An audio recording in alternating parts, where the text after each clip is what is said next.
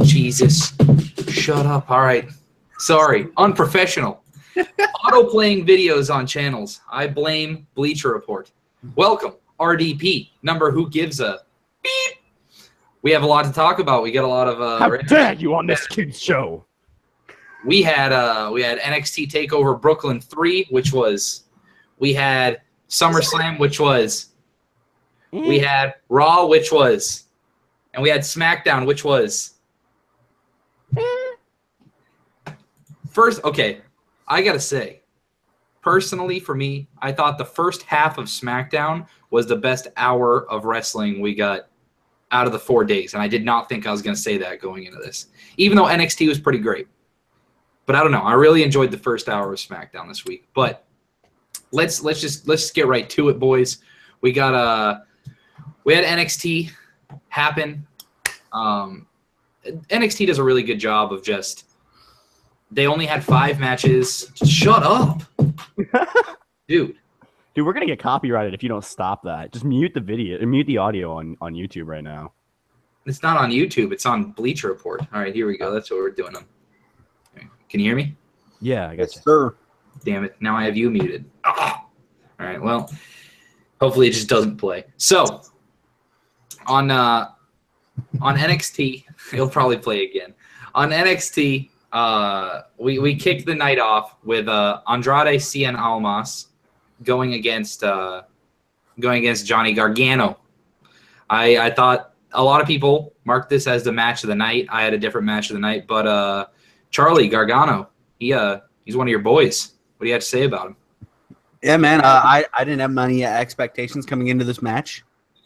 I was like, they just kind of threw it together. It felt like. But was pleasantly surprised. I think it's the best match both of them have had as singles on NXT.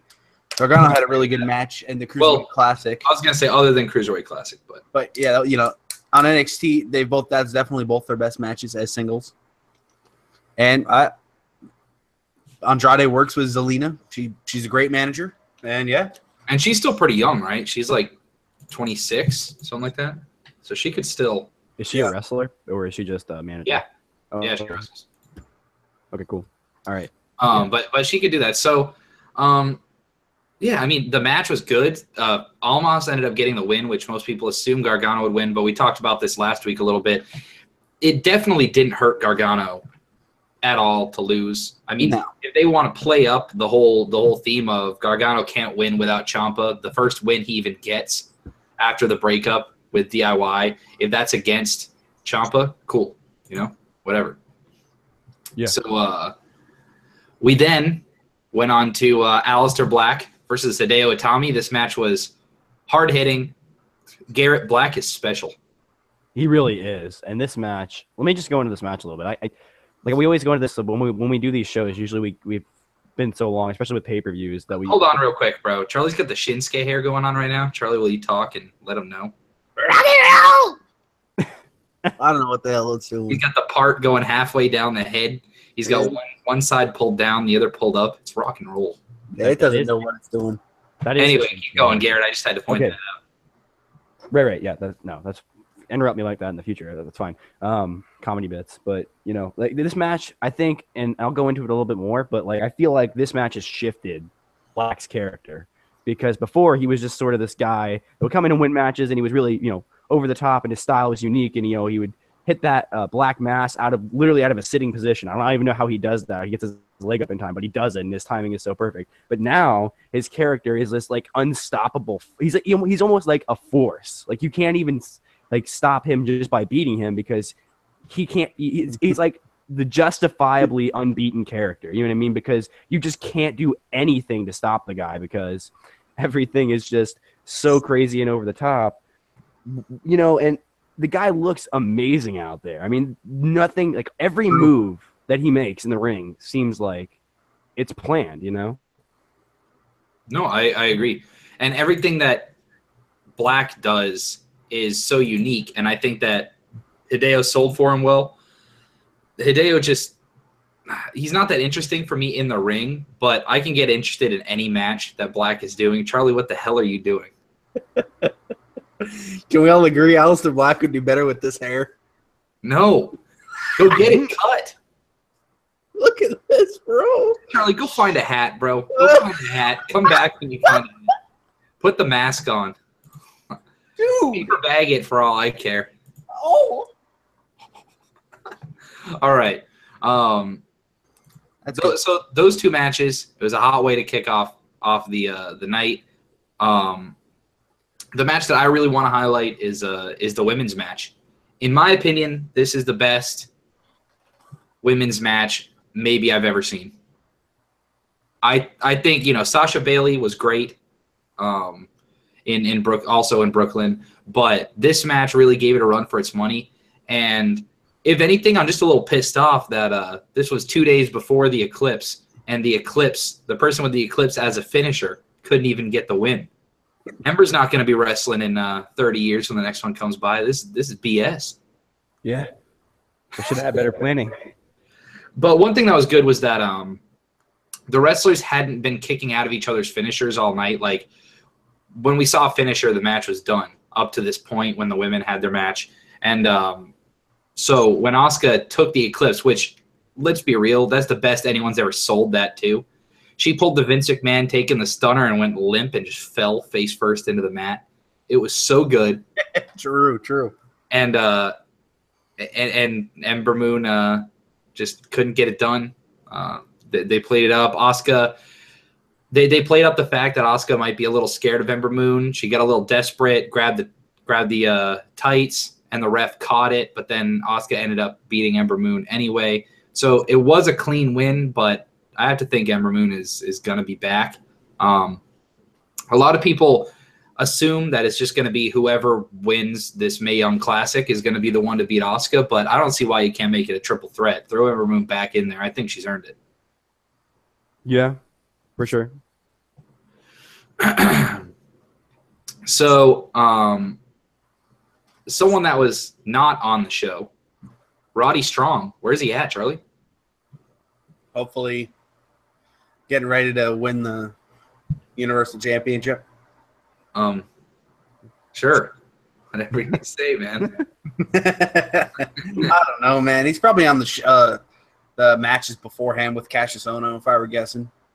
That's true. I forgot about Cassius Ohno, too. So that's pretty cool, though, that they easily could have had a little feud between Ohno and Strong and thrown it on the card and made 6 matches, but it just... How good is this division that you can say you forgot about Cassius Ohno? Yeah, that's true. Considering how much I was pumping up, how stoked I was for an Ohno and McIntyre match. We'll go to that match in a little bit, but first I want to talk about it seems like whoever the top tag team is in NXT, not necessarily the champions, but whoever the top tag is at the time, people seem to think they're the best tag team in the world. Right now, Authors of Pain have to be the most interesting tag team in the world. They basically proved themselves because people said, oh, well, what happens when Authors of Pain goes against a bigger team? They've been going against, DIY, and they can go kill TM61, and they can go against Revival. They can go against whoever. And they've always been smaller opponents. Now they're going against Sanity. Sanity comes in. They pulled a really nice swerve. Most people, there are a couple things I want to talk about in this match real quick, but most people think that Eric Young and Killian Dane are the two big stars of Sanity, and Alexander Wolf is kind of the third wheel. Eric Young and Alexander Wolf ended up being the two in this match with a nice little swerve. But Alexander Wolf was impressive. He impressed me the most out of anyone all night. Go ahead. The barrage of suplex he threw in the middle of the match when he first got the hot tag from Young, that was just killer. You know what I mean? The guy came in, ran in, had a full head of steam. He looked like Big E with his suplexes out there. They were just all the way to the ground. You know what I mean? Which is what makes him look more ridiculous unless you're doing a German. So, it was crazy. I don't know. It's like Sanity just put everybody else on notice, not just in storyline, but they just said, hey, this is what can happen if you stick around long enough and actually do the things that people want to see, even if you're not getting noticed by the people in the back. Exactly. And isn't it crazy because Sanity ends up beating Authors of Pain, ending their undefeated streak, which has gone for over 2 years. Isn't it crazy to think, or has it been 2 years or is it a year? Of what? It might be a year. Authors of Pain. How long have they been in NXT? Barely over a year. Oh, okay. So they've been undefeated for just over a year, or maybe right at it. And Sanity ends up beating them and taking the titles off of them. How cool is it that when Eric Young came over to NXT for the first time, he was supposed to just do a one-off match, come in, challenge for an open title challenge, lose, and then be off TV. And now all of a sudden, 6 months later, 8 months later, or whatever it's been, he's a champion. That says a lot about him, and he's your boy, right, Garrett? So, I mean, how cool is that? Eric Young? I mean, yeah, dude, like the guy obviously – I mean, look, the guy knows what wrestling is. He knows, and he's always known. If you've ever paid attention to him in TNA, he knows the wrestling business, and he knows what fans like, and he knows what fans don't like. And so when he built this character, he didn't just build it over a week or a feud or a thing. He's built it over the entire time Sanity's been running muck in NXT. So when they leave, hopefully enough people that have the network will have figured out who Sanity is, or at least via the sources that are saying, hey, they might come up to the main roster soon. But by that time, he'll have built the character so much that I fear for when they have to go to the main roster and rebuild it, because it's such a great character and it's so off the wall, Oh, I agree. We had some visitors after the tag match, Bobby Fish and Kyle O'Reilly. This signifies the end for TM61, if there was ever a signifying the end. But because now you have the two guys, the two ass kickers that are on the smaller end. I don't know. I think TM61 is dead as far as NXT goes, unless they become jobbers on the main roster or whatever. But so Bobby Fish, Kyle O'Reilly, if you haven't watched their stuff, just go look them up. They're awesome. Their team is Red Dragon, right? So they're fantastic. And we also knew that there were rumors of Adam Cole debuting tonight. He was seen, backstage and stuff like that. So there were rumors that they were all going to be in one faction, which we didn't find out if that was going to be the case or not till later on in the night after the World Championship match between Bobby Roode and Drew McIntyre, and McIntyre beats Roode clean. It was great. I think the problem was always that Bobby Roode wrestles a main roster style on an NXT show. So it's tough. People think that his style is boring for NXT, but I think he'll do well on the main roster. And we saw he did get called up. We'll talk about that when we get to the weekly shows. After that, Adam Cole does indeed debut and comes out with Bobby Fish and Kyle O'Reilly, and they beat the crap out of both Bobby Roode and Drew McIntyre. And so it's time. Adam Cole, baby.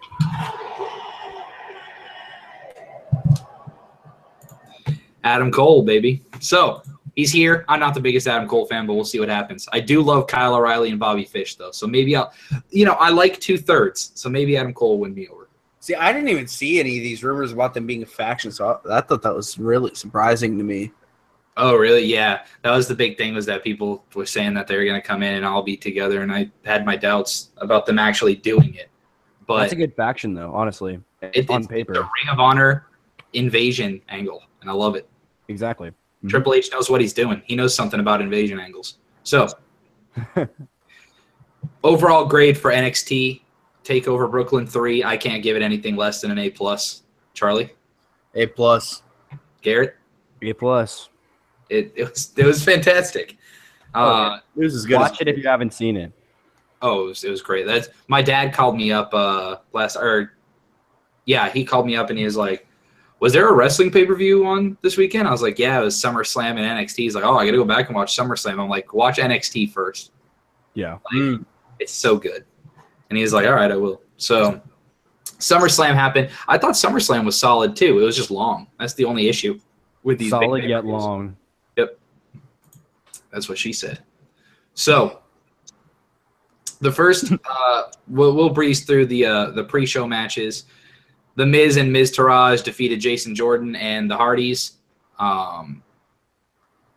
It was what it was.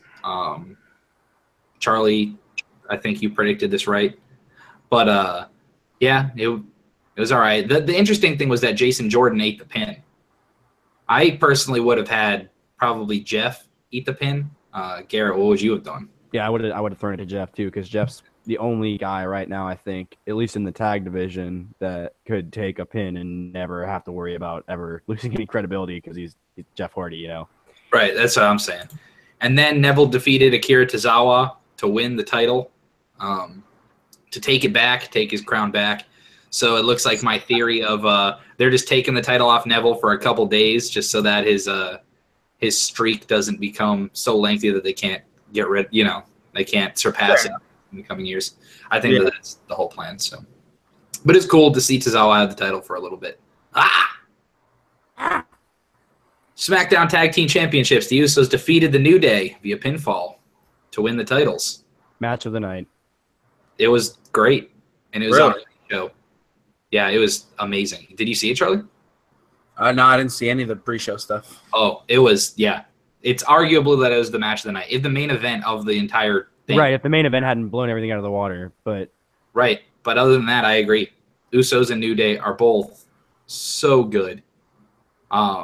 This was better than the NXT tag. This was the best tag match of the weekend, for sure.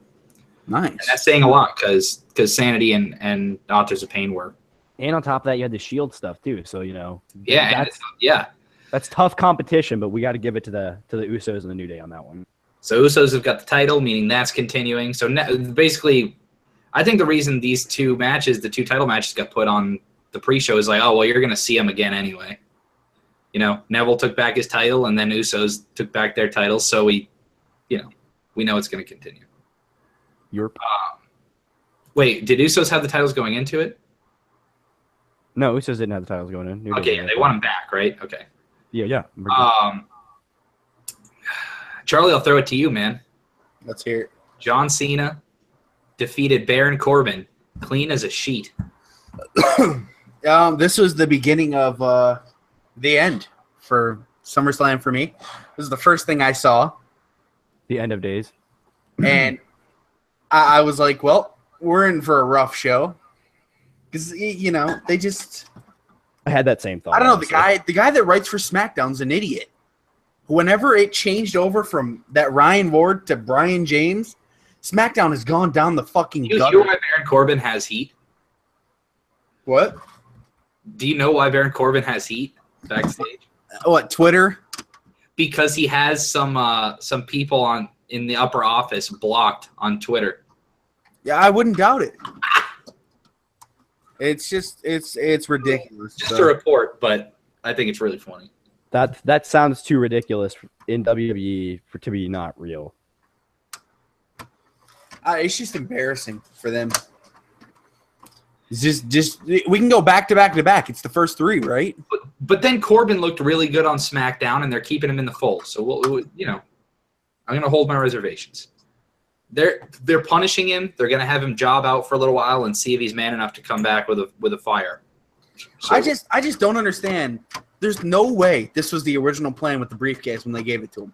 Oh, God, no. There is no way, or else why wouldn't they have given it to Shinsuke or Sami Zayn or AJ Styles? Someone because if you're gonna do the storyline of they lost the briefcase, you're trying to get sympathy for that person. But Baron Corbin does not look like a babyface. There's no way Corbin's gonna be a babyface. Yeah, no. So why would you ever do that? Why would you? It doesn't make any sense. And we all assumed, and we didn't make any comment on this last week because we assumed when we went to SummerSlam we'd get some sort of resolution. What's going to happen? Is he going to beat him clean? Is he going to get beat? But now it just means nothing.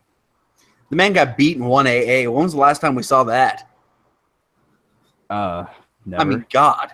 Let's think about that. The fact that on SmackDown alone we could have a fatal four-way between Corbin. Wait a minute. Jinder kicked out of not a super AA. Jinder kicked out of a regular, two sets of AAs, I'm pretty sure.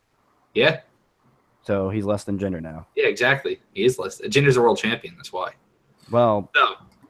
But how crazy is it that on SmackDown we've got four guys: Baron Corbin, Chad Gable, Ty Dillinger, Luke Harper, and Sami Zayn. There's five. 5 people that are internet darlings, people. Well, maybe not Corbin, but people at least think that these 5 guys should be higher than they are. Yeah, it's just absurd. All 5 of those guys you've just named, I've lost hope in all of them. No, I still got hope for Sammy. That's kind of. I still have hope for my boy Sammy, but I mean, yeah, it's sad. It's all you can say is it's sad. But do you have any hope for Naomi because she lost to Natty? No. For this, I actually do, because how long has Natalya been around and not been hurt? With the 2 titles, you might as well give her one last run. Dude, she hasn't had the title in 7 years. Exactly. So she might as well get one last run. I'm fine with it. And at the moment, I was like, is this actually happening? But who the hell cares? I mean, a good point, and out of all people, I heard this on Vince Russo's podcast today while I was driving home. He was saying this was a good way to go, and he was talking with Big Vito, and he was saying, well, this is a good way to go because if Naomi would have been the person that Carmella cashed in on, then it would have, really derailed Naomi. Whereas her losing like this and Natty taking it and then Carmella taking the belt off of Natty, it would hurt Natty, but who really cares? Then Naomi can go after Carmella and try to win her title back. So yeah, I was like, all right, well, it could be all right. Easily the worst show of the entire 4 days of wrestling. Big Cass defeated Big Show via pinfall with Enzo in a shark cage. The entire match was allegedly set up because Enzo is afraid of heights. So they wanted to punish him by suspending him in a shark cage. Great job, WWE. That's a joke. Yeah. He pulled out a bottle of lube. And so we can't say blood on TV, but we're allowed to say lube. Just saying. And at least Big Cass won. I mean, I thought he was going down. Oh god, that would have been the way the night was going. I was like, oh my god, he's gonna lose. Big Show hits Big Cass with a knockout punch, but since his hand is weak, it's not powerful enough to put him away. Big Cass, which doesn't make any sense because his fist would still hurt just as bad. Yeah, exactly. Logic doesn't matter here, Garrett. Hey, Garrett, come on. Mark. So Big Cass hits Big Show with 2 big boots and an Empire Elbow, which is apparently his new finisher. He's taking the Empire Elbow as his new finisher, and gets the win. Kurt Angle and Daniel Bryan are shown. They were shown on NXT scouting some talent, and then they're just bickering backstage. It was a good little segment, but then it got really corny, and it had Kurt Angle yelling yes and Daniel Bryan yelling no. It got really stupid really quick. Well, that's pretty damn cool, wasn't it? Charlie, I know you're up right now, but there was another match that must have rustled your jimmies. Dude, I swear to on everything. Randy Orton defeated Rusev in about 3 seconds. I wish you were in the room with me. I fucking called it. I literally, if Rick was here, he could prove it. I was like, he's going to beat him in one RKO and it's going to be right off the bat. Lo and behold, it happened. I stood up and I was like, maybe I just wrote those this. Things where you called it because you were just being a salty wrestling fan, and then it actually happened. And you're like, "There's no way." I looked at him. I was like,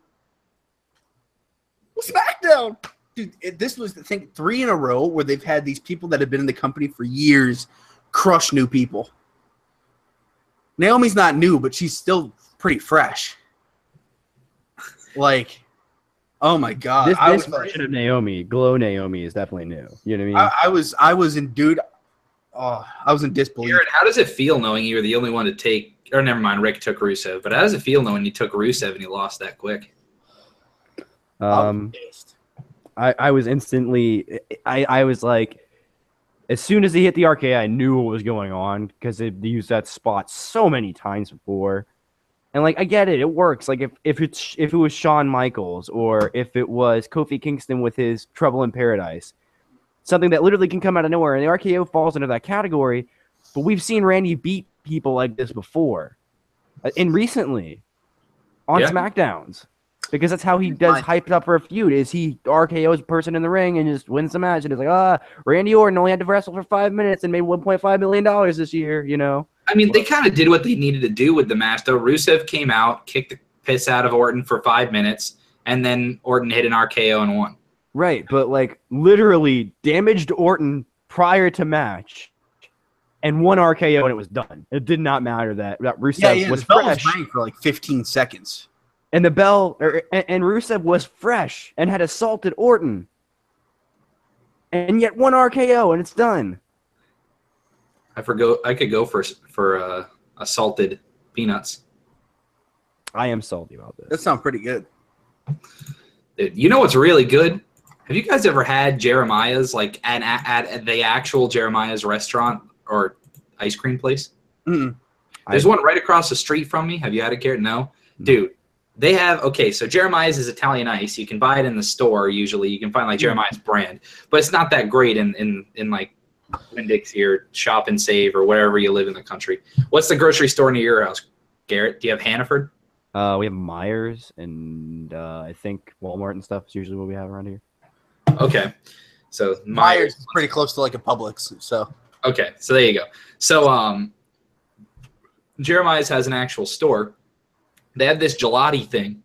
They do their shaved ice, but they also have soft serve ice cream. So I got cake batter flavored Italian ice, and they put like a layer of Italian ice. They do a layer of Italian ice and then a layer of soft serve ice cream, and then a layer, and then they just alter it, and then it all mixes together and makes this amazing concoction. Could you taste the diabetes? I don't know, man. Guys, I'm thinking about it too much. I gotta go. He's out. Just dip, run out the door, get some Jeremiah's. All right. That does sound good. It's really good, man. Charlie, you gotta come hang this weekend, bro? Did you taste the diabetes, Brady? Dude. Actually, fun fact, I weighed myself today. 242. Hell yeah. I was at 270 like 4 months ago. So there you go. All right.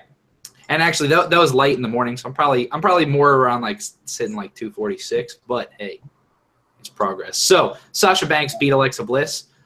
I was fine with whichever way they went. I really like Alexa Bliss. So I was kind of sad she doesn't have the title anymore. But Sasha can have a good match with anyone. So the booty lost the booty. Yeah. But yeah, Sasha ended up winning. She showed like she had an injury after the match, but there hasn't been a report of her being like seriously hurt or anything, so who knows.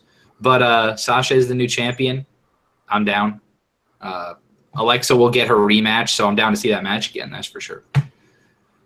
Next Monday. After that, Finn Balor defeated Bray Wyatt via pinfall. The entrances were awesome. Go ahead, Garrett, with your Balor Club. The Balor Club.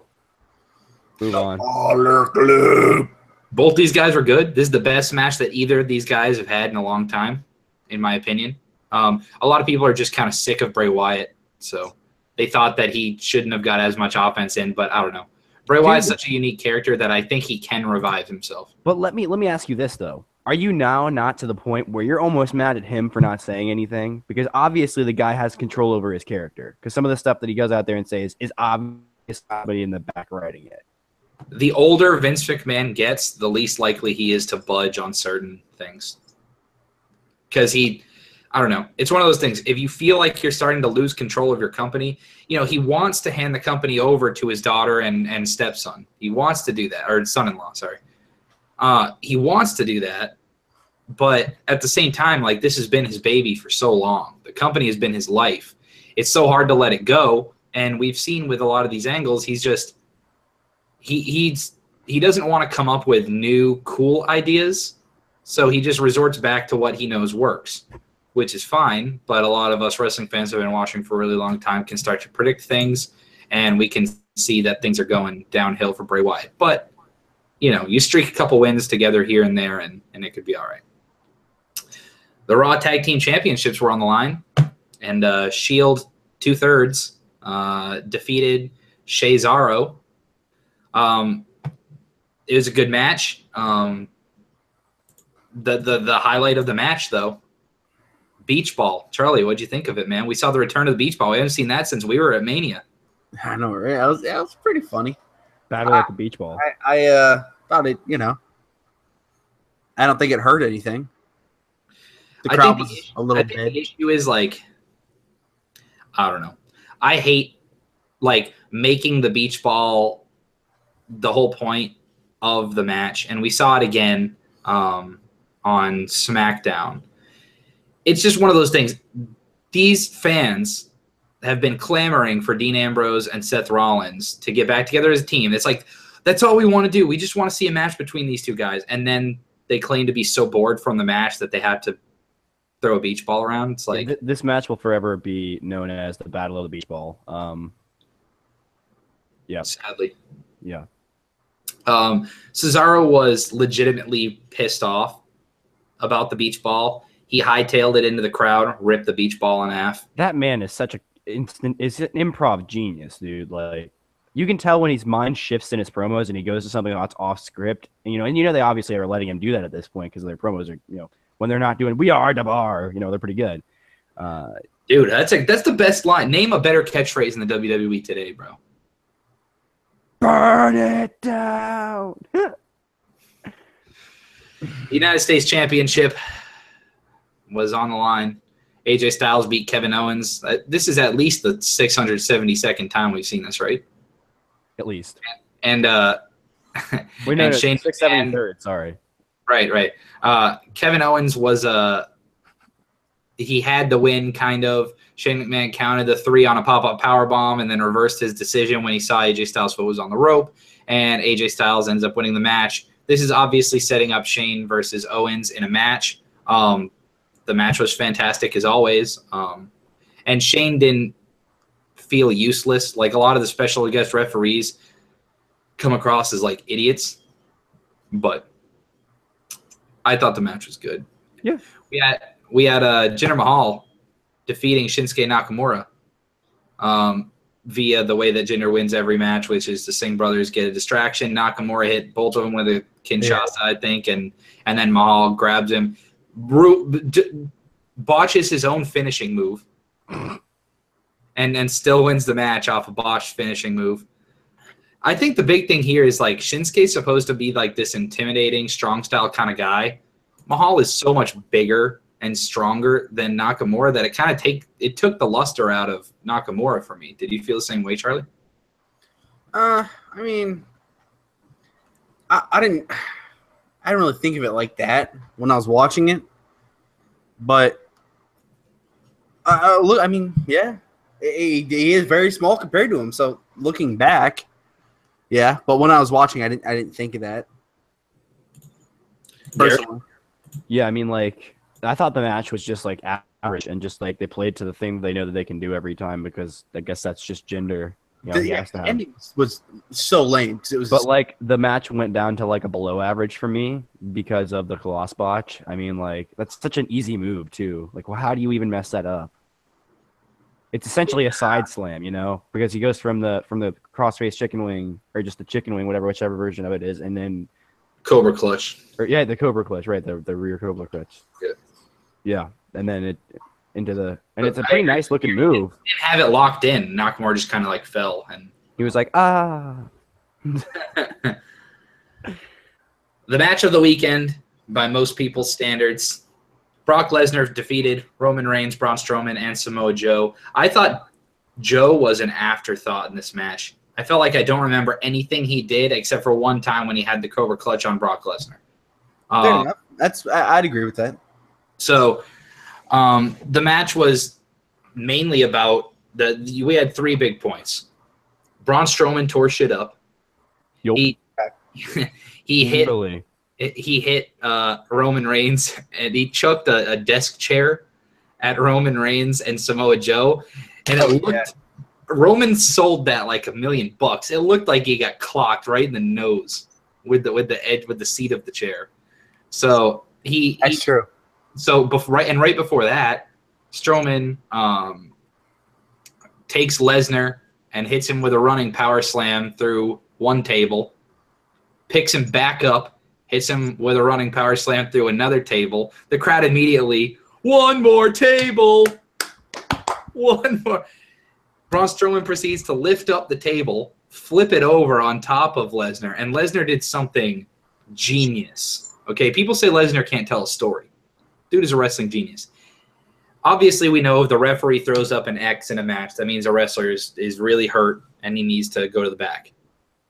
Brock Lesnar, while he's laying there, throws up the X, signifying that he's actually hurt and needs to be taken to the back. The stretcher comes out, takes him to the back. Most people are like, all right, well, shit. yeah. Like, oh, dude, we're getting a new champion. Because they have a backup finish in case he were to get hurt. Oh, absolutely. So everyone wanted Brock and Braun. Like when those two faced off in the ring, they did a cool thing right at the beginning of the match where Braun went after Roman and Joe went after Lesnar, I think. And then anyway, Brock and Braun end up in the ring staring each other down. Roman and Joe come into the ring, and Braun and Brock just chuck them right out. They just do not care and stare each other down again. It was amazing. Anyway, Lesnar goes to the back. Strowman continues beating people up. Then Joe and Reigns end up teaming up on him a little bit before fighting each other. Everyone is on the brink of death, pretty much. Everyone's sweaty and red. Yeah. And Lesnar comes trotting back out. And Heyman is like, no, you can't go back in. But Lesnar was a beast. Huge pop coming back. A bunch of stuff happens. Lesnar ends up the first big thing was probably that Lesnar kicked out of a spear clean in the ring. Roman hit a big spear on Lesnar, and it was a close 2 count. Everyone's like, oh, my God. It's about to happen. But Lesnar kicked out, got back up. Sequence of events happens, hits Roman with the F5, and pins Roman Reigns. Lesnar retains.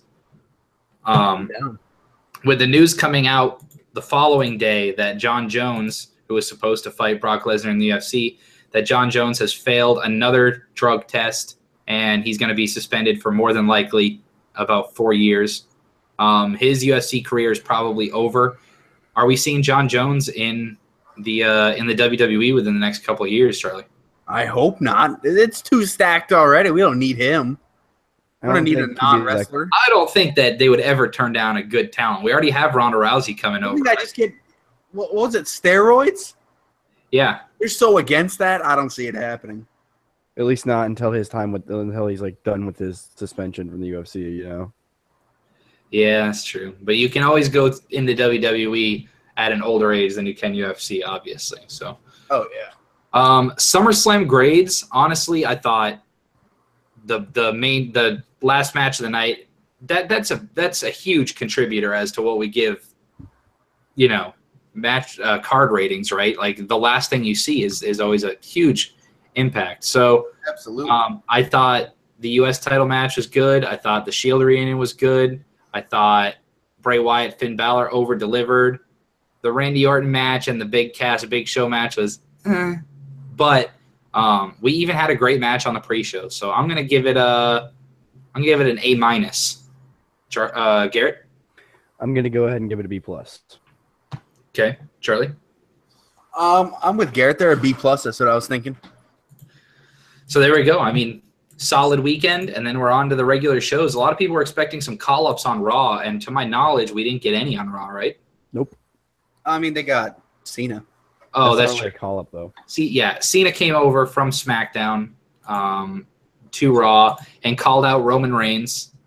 I'll be honest, I went to bed after the first hour, so I was just watching Twitter. I was tired. Yeah, I did not see anything of Raw. Well, like I told you guys last week, if I can stay awake for a whole show, probably a pretty good show. Yeah. So even SummerSlam, I turned it off a couple times. I still saw all the matches, but I went to bed before the.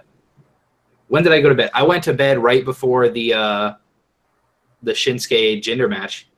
I woke up the next day when I got home from work on Monday. I watched it. I watched the last 2 matches. Big meat. Big meat. Big meat. Big man. Big match. Fact! That is a fact of life. So, on Raw, Lesnar came out to celebrate. Heyman cut a pretty great promo. Strowman came out to kick his ass. And they actually didn't see. What? I actually did not see this opening segment. Yeah, so I was the only one to see it. So, Heyman delivered a promo along the lines of, they wanted the WWE higher ups. They wanted Lesnar to not have the title because he's a part-timer and can't defend it, and ratings would go up if he didn't have the title and stuff like that. But too bad, so sad. Strowman came out, beat him up a little bit. Lesnar beat him up back. Everyone comes out, breaks it up. We had a Brooklyn street fight between Enzo and Cass. Enzo challenged him on Facebook, I think. Cass goes to what? He challenged him on Facebook? Something like Facebook or Instagram or something. It was one of those like he tweeted out or Instagram or Facebook like during the day like, Big Cass, I want to see you in a Brooklyn street fight. Which is funny because Cass is actually the one from New York. Enzo's from New Jersey. Yeah. I think that was mostly for a little bit of the hometown gets to see Cass beat him in a Brooklyn street fight. I don't know. Yeah. So Big Cass goes to was he going to the outside? Is that what it was? It was one of those sequences where he's running at him and he's on the apron and he dips down. Yeah. So either way, Big Cass tweaks his knee. They got to call the match off. As of early this morning, it is confirmed torn ACL for Big Cass. He will be out 9 months. That's something you'd never like to see, man. And with Big Cass, it already wasn't going as well as they wanted it to. Maybe this is the reset, he might be in trouble, man. We might see him on the next cut list. Well, this might be the reset, though. If they keep him around, it might be the time to reset the character. Yeah, it's possible. It might be Because the thing is, around this year, next, who knows? I mean, you got to think 9 months from now, we're looking at a completely different landscape. Yeah. We're looking at after the next superstar shakeup, man. That's how far this is. We're looking at May of next year. That's like after when is after the draft? Yeah. After Mania, if the draft stays after Mania. It's not Royal Rumble. He won't be ready by Royal Rumble. So he can't make a big comeback there. It's going to be interesting. He might be in trouble. But who knows? They say 9 months, but we've seen people come back in 6 months, 7 months. So it all depends. Get well, Cass. Yeah. Wish you the best, bro. Emma gets crushed by Nia. Really? That's about it. Yep. She's being Is very this Brooklyn street fight any good? No. Worth checking out or no? No.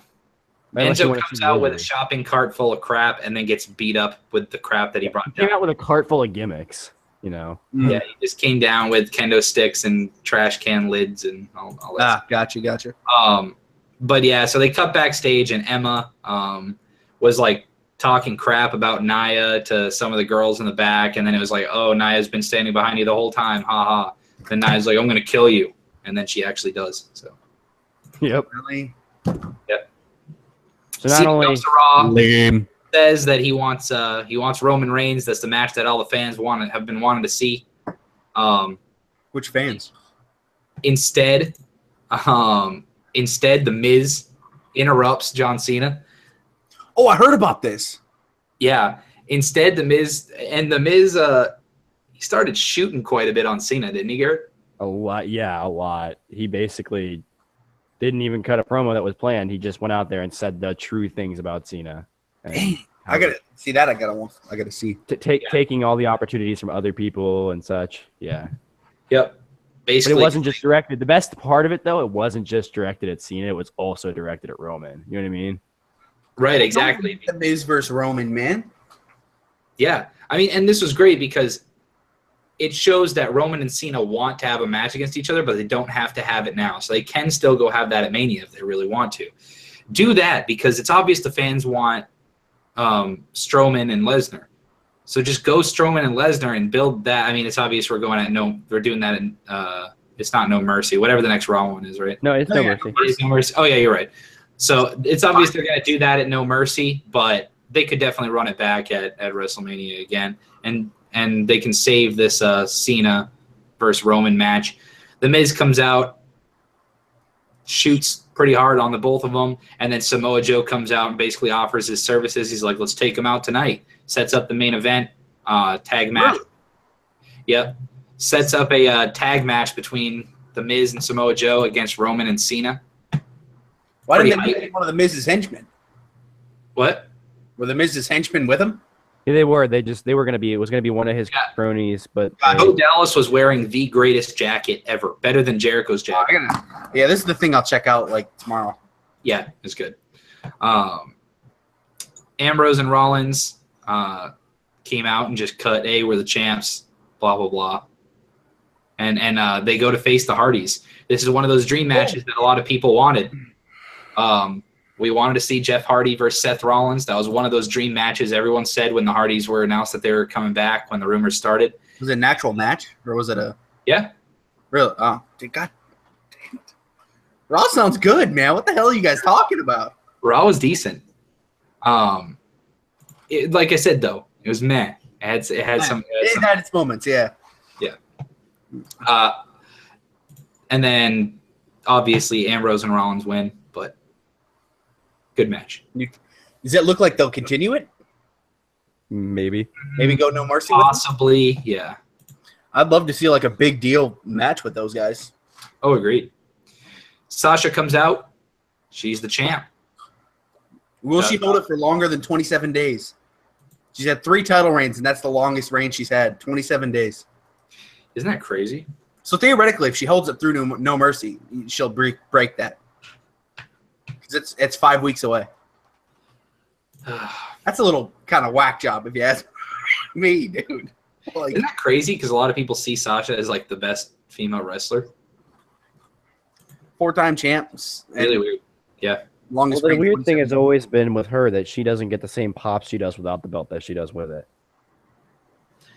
How was her pop last night or Monday night? It was good. It's just that normally she doesn't get those kinds of pops when she's got the belt, you know? Sure. Cena and Reigns beat The Miz and Samoa Joe, right? They won. Yeah, go figure. I don't remember. It makes sense. They're the 2 biggest guys in the company. Yeah, exactly. I would guess that they won. I didn't really pay attention to the match. I'll be honest. But yeah, Raw. We won't bother giving grades to it because I was kind of in and out.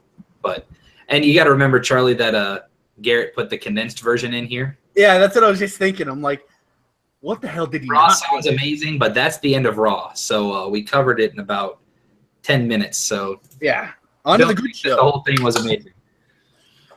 SmackDown Live happened. I thought SmackDown Live was pretty darn good. AJ Styles comes out, announces that so everyone knew, it was the worst kept secret in years, that Bobby Roode is going to debut on SmackDown. Everybody knew that he's backstage. Everyone knew the debut was happening. So what do? They send AJ Styles out there and announce that he's gonna have a United States Open challenge. Anyone in the back is allowed to come out, and everyone's expecting the glorious. Nope. Kevin Owens' music hits. Comes strolling out, and everyone's still thinking, oh, maybe Roode will debut. The next music to hit is Shane McMahon. And Kevin Owens pretty much just bitching, but Kevin Owens made a really good point with Shane. So remember 2 SmackDowns prior, AJ beat Kevin Owens, and the referee missed that Kevin Owens' shoulder was up. And that call was allowed to stand. So then comes SummerSlam, Shane McMahon, his hand hits 3, so the match should be over, so Kevin Owens should be your champion if it were to stand, but he reversed it. So Kevin Owens made the point of 2 weeks ago when the ref blew the call, you let it stand, and it came out on AJ Styles' favor. Now you blow a call, once again a ref blows a call, and guess what? It goes against me again. So what's it gonna be? Are you gonna let it stand, or are you gonna always flip flop based on what you want? It's like, oh, that's so good. Another thing is AJ Styles dropped an F-bomb during this pay-per-view, but the mic didn't pick it up, which was good. But you can definitely see that he's saying stuff, and that's one thing I want to talk about. The best line during SummerSlam. Kevin Owens, when he was pissed off at Shane McMahon one time, he was like, "What are you doing? You jump off of buildings and you can't count to 3?" Hey, Kevin Owens, when he's complaining, it's so good. Oh, I know. There was another one I remember when he was doing it too. It was really good. Oh, it was something like, count to three. Do you know how to count to three, idiot? Or something like that. It was good, man. It was good. But I'm glad that it seems to be going towards Owens and McMahon because we need to take a break from Styles Owens, no matter how good it is, right, Garrett? Oh, completely. Yeah, it's gonna get stale real fast, honestly. So goes in a minute. Kevin Owens comes out and complains. He demands that he has one last title match, and Shane McMahon says no, and AJ says, "You know what? I'm getting pissed off with all of your bitching." And I think Styles said, "You know what I hate? A whiny little bitch like you." Yeah, he did. I was like, "Oh my god, dude, he went in, man." And so he said, "Give him his title match, Shane." And Shane's like, "All right, well, if you lose tonight, Kevin Owens, as long as AJ Styles is the champion, you are not allowed to fight for that U.S. title." And Kevin Owens says, "Yeah, well, I'm just going to get screwed again by another ref, so how about I pick the ref?" And Shane McMahon's like, "No." And Styles is like, "Go ahead, let him pick a ref," which leads to a little backstage stuff later in the night, which ends up being pretty good. So Kevin Owens, the first person he goes to, we come back from commercial, and out of all people, the first person that Kevin Owens goes to is your boy, Sami Zayn, Garrett. And he says, maybe we got to let our history, be in the past. I need someone that can come in that I can trust will call a match right down the middle. And Sami Zayn is contemplating it. We come back to it a little later, and Sami's like, "You know what? Well, actually, first and foremost, Sami Zayn looked like he was buying it. And then Kevin Owens is like, "Look, man, I figured I'd at least ask you to do this because since you've been on SmackDown Live, you haven't been doing anything, so." Yeah, it was like savage. It really was. It was so good. And then Sami Zayn ends up turning down. But I like that they're still doing this fight forever gimmick, don't you, Garrett? Yeah. Well, I mean, it can't. If you're going to establish a feud like that they can always go back to. Another example on Raw would be Strowman and Reigns. That you can always go back to. They're always going to hate each other. Or Seth Rollins and Samoa Joe. Because they're always going to hate each other. Or Seth Rollins and Triple H. Over on the Fightful podcast, they're saying when Roman Reigns gets inducted into the Hall of Fame, they need to have Braun Strowman come out of nowhere. "I'm not finished with you," and just come grab Roman and powerbomb him through a table during his Hall of Fame. Powerbomb him through the podium. That would be awesome. Just through the podium. Awesome. And then someone else is saying, how funny would it be though if Braun Strowman was the one to induct Roman Reigns into the Hall of Fame, and he was like, "Just remember, Roman, all the way through the Hall of Fame. I'm not finished with you." Cena it's tearing up. Roman is Strowman's starting to tear up on stage. Yeah. "I'm never finished with you, Roman." Well, hey, dude, look, Cena had one match against. Well, I don't want to say one. He had one. His first match was against Angle, and he inducted Angle. So why couldn't that happen? Yeah, it's true. Who else would? I mean, probably The Rock. I'll have The Rock induct Roman Reigns. Maybe the Shield. Maybe Rikishi. Actually, no, you're right. It'll probably be Seth and Dean. Oh yeah, probably. They might even go in together as the Shield. Maybe they could. It's possible. So, but I don't know. They've all become decent singles stars. So I can tell you this: if Dean Ambrose and Seth Rollins don't keep the same level of interest or disinterest from the fans that Reigns has, they'll have to go in as the Shield. Otherwise, they'll never make it to that point. You know what I mean? I think Seth will go in. Well, Seth for the might, simple fact that he cashed in Money in the Bank at WrestleMania, and he was Dean Ambrose that goes down as now. What? Dean Ambrose is a Grand Slam champion now. Oh, that's that too. Yeah, he's qualified at least. He could make it. So I think they'll be fine. So Bobby Roode interrupted Aiden English. Thought this was a good spot for it. So Bobby Roode is going to be a face. Interesting, right? He's going to be a cocky face, talking about how much money he can make for the company and how he's going to destroy everyone, and yet he's still a face. So very interesting. How long do you think he's going to stay as a face, Garrett?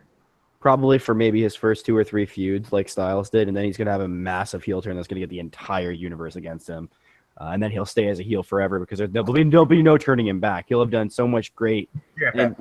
And I think there's enough decent to good level wrestlers on SmackDown right now that he can have little mid-card feuds with and build that, esteem with the crowd up. And I think when he does that, it's going to really take him in a good direction. And then and they don't ever have to turn him heel if they don't want to, if he's good enough. But when it starts to get, when face Bobby Roode starts to get stupid, they can just be like, well, next pay-per-view, we're turning him heel, Yeah. If you had to pick one guy to put him in a feud against right now between Dolph Ziggler, Randy Orton, and Baron Corbin, who are you putting him against, Charlie? Out of the names you mentioned, probably Orton. Why? The guy's got some credibility. Because Orton at least has some good matches and stuff. Will Orton job out to a TNA guy, though? I hate that term, like job out, though. I don't think you're really doing a quote-unquote job to someone unless you like it. Yeah, Rusev jobbed out. I don't think you're going to see Orton doing that. No. I think if anything, I think it would be really cool if Orton hit. I hope Orton in the future, near future, has a pay-per-view match where he RKOs someone 2 seconds in and they kick out. That'd be nice. If you did that to Rude, that'd be nice. I think that'd be really. I personally would put him against Ziggler because you can have Ziggler established heel, not really doing anything, and Ziggler can usually put on a pretty decent match with somebody of that caliber. About the same level of wrestling ability, I would say. Speaking of that, I want to talk about that real quick. Dolph Ziggler cuts what I thought was a fantastic promo backstage. It's weird, man. So he comes down. I had the TV on mute, and then I kind of was glancing over, and I saw that Ziggler was on the TV, and my first thought was like, oh no, whatever, Ziggler, it doesn't matter. And then I'm like, and then I did a double take, and I was like, oh shit, Ziggler's on TV. He's never on TV. Yeah. So I flipped it. So I flipped. My God, Maggle. And he's cutting this promo, and he said he's burying just everyone's gimmick. He basically says, what do I do? Obviously being a good wrestler and being charismatic doesn't go anywhere these days. I put on great matches, and yet maybe I need to come out. Maybe I need to have a glow-in-the-dark woman. Maybe I need to have a big fur coat. Maybe I need a spotlight straight on me. Maybe I need a catchy theme song that the whole audience can sing along to. He's just burying Bobby Roode, Naomi, Aiden English, Nakamura, everybody. And I was like, dude, I like this character. And he says that next week he's going to come out and he's going to be all of it. I really hope Cornette and buried the entire roster. If Dolph Ziggler takes it literally and comes out next week with a spotlight on him, this really corny, catchy music, a big-ass glow-in-the-dark fur coat, I will be so happy. That would be good. I think it would be fantastic. So Ziggler and the Bear for tag team champions. So Bobby Roode, the big thing about, I don't know, it's so nice, when Kurt Angle came back and you saw how genuinely happy he was. Even if Roode was trying to be a heel, there's no way he could have contained his joy.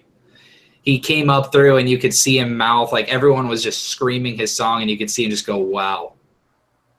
And it was a really cool moment. So my mom asked, did he know he was going to get that kind of reaction? I was like, I guarantee he had no idea. If AJ Styles didn't know, this guy definitely didn't know. You know what I mean? Because AJ, unlike Bobby, was already an established name across the world. Anyone that knew Roode would have either known him from TNA or NXT. So as long as they announce him, Bobby Roode. Fair enough. Bobby Roode wasn't even the best Portari. debut/return on the show. I marked the boop out when Shelton Benjamin showed up to be Chad Gable's new tag team partner. That was too good. So does that mean they're going to still be American Alpha then? I don't think so. You think they're coming up with a new name? I hope Charlie Haas comes back salty as shit, and so does Jason Jordan, and we have this big cluster of these American-themed tag teams, old and new, just being salty that they're teaming up with each other. Shelton Benjamin is he's I don't know how tall he is, 6'3". He's not that tall. Shelton Benjamin height. Shelton Benjamin is 6'2". He's same height as me, and I'm not like that tall. And he made Daniel Bryan and Chad Gable look so tiny. Like, it was ridiculous. You kind of forget how small Chad Gable is. But Gable was like this overly hyped little child. Like, dude, oh my God, I grew up. I idolized you, man. You're so good. You're so good. And Shelton's like, shut up. He's like that cool uncle that had to watch the kid for the day. That's what Shelton Benjamin reminds me of with Chad Gable. The real question is, I'll throw this to Garrett. Is there any chance that Shelton Benjamin is Chad Gable's dad? I mean, I think there's always a chance nowadays. But no, I don't think so. What if it comes out that Shelton Benjamin is Jason Jordan's adopted father? That he was the one that adopted Jason Jordan while Kurt Angle got him into amateur wrestling and got him to the NCAA championship match. That would be great. So that's old canned footage of a fully adult Shelton Benjamin and like just a younger, like, you know, someone that looks like Jason Jordan, and then just training. Even though Shelton shouldn't be that, you know, shouldn't be that. He should be looking a lot younger, but he just looks the same. Doesn't even have the old hair. Pretty good. Usos versus Hype Bros happened. No, it didn't. Move on. The big thing here was Usos came out, and then they sent out a challenge to the locker room, and a lot of people thought Authors of Pain were coming out, and then the Hype Bros came out and killed the vibe. We had just came off a Bobby Roode debut, a Shelton Benjamin return. We were like, oh my God, are we getting Authors of Pain on SmackDown too? No, we're getting them next week. Nope. Hype Bros. We're getting Authors of Pain next week when Breezango are fully back. So, I forgot to mention that. Breezango made an appearance with actually it was later on anyway. So they were off duty. Yeah. So Shinsuke Nakamura faced both of the Singh brothers. They wrestled in suits. They have ring gear, man. At least let them just wear it, right? I mean, if they can wrestle in the suits, why wouldn't they? Is what Vince McMahon would say. Now, I love the Singh brothers. They basically talked themselves into this match, just talking crap about Nakamura backstage earlier in the night. I want the Singh brothers, once Mahal drops the title, I want them to not be loyal to Jinder. I want them to just jump ship to whoever the champion is and try clinging on to them and clapping for them.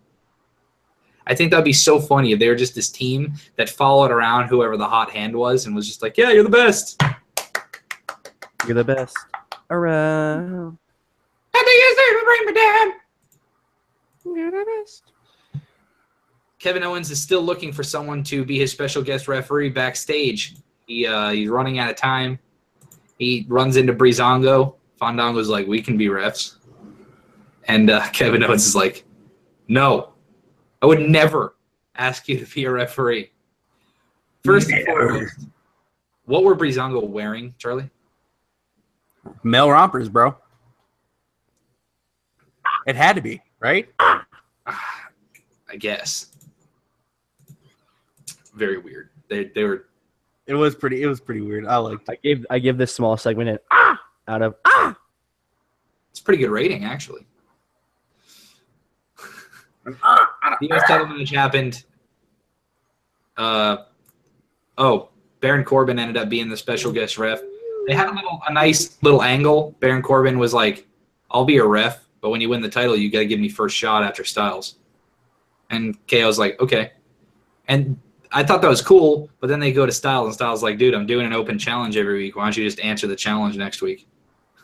He's like, maybe that's not a bad idea. Corbin's like, oh yeah, I could do that.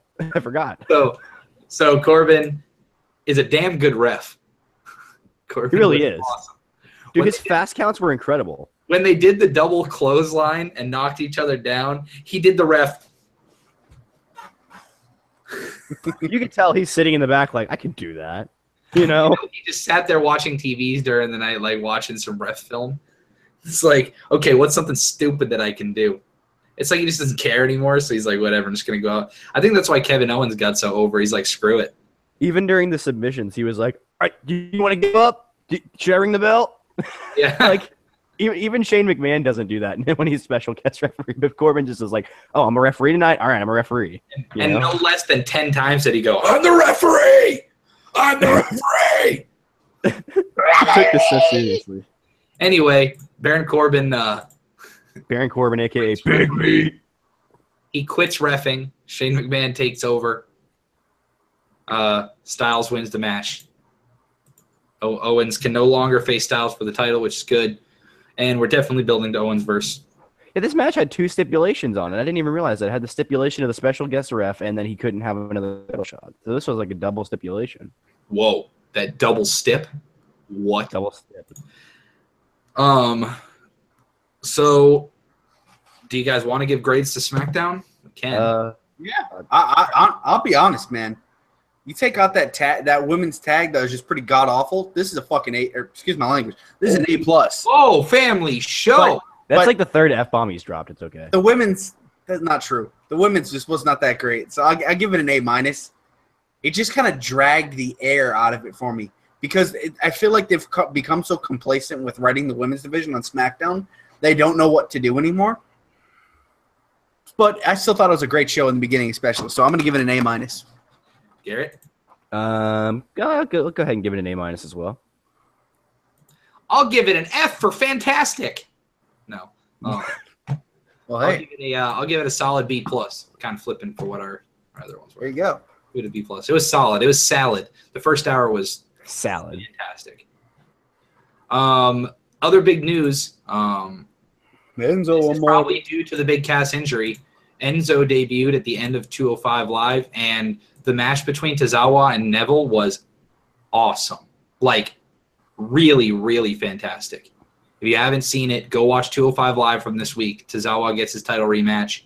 It was very good. Enzo debuted. The crowd is pretty hot for it. And you got the biggest pop I think I've seen on 205 Live. It was very good. I would definitely rate his debut as an ah! Ah! Was it an ah out of ah or an ah out of ah? God, what are you doing? Yeah, I don't know what to talk to. I don't know what to do with this kid anymore, bro.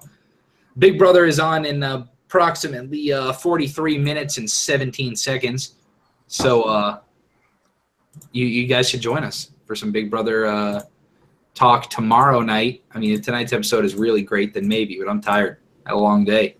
Yeah, I'm not watching it tonight. Really? This season, I'm over it. I'll watch the Thursdays. That's about it. Dude, but the subscribers are going up, man. I want to give a quick shout out to everyone that's been subscribing and stuff, man. Thursday episodes are fun. We were just celebrating 700 subscribers the other day on stream, and we're at 745 now. So how did I miss that? Someone should have texted me. We are growing rapidly. Dude, Garrett, did you miss the giveaway for the bar of soap? Ah. Now he's upset. Anyway, that'll do for this episode of RDP. Hope you guys liked it. Hit me up on the Twitter. I live tweet everything. What makes me mad, what grinds my gears, and if you want any music tips, what gets his juice. My mom texted me right before the podcast and said, "The song One by Metallica, what time signature is it in?" Because those are the questions I get asked on a daily basis. Anyway, make sure you guys like, subscribe, click the little bell so you know when we go live. Ding! And we will catch you guys next time.